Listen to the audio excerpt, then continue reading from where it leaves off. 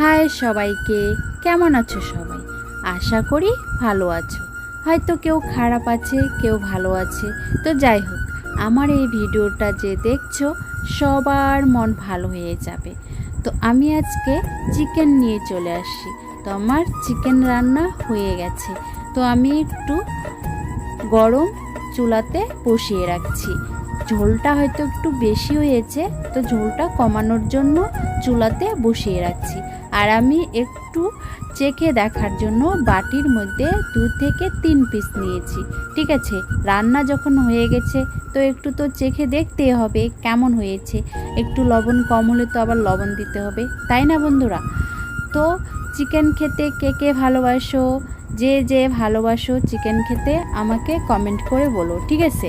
আমিও চিকেন খেতে ভালোবাসি। তো আমি একটু ছোট করে আলু দিয়েছি আর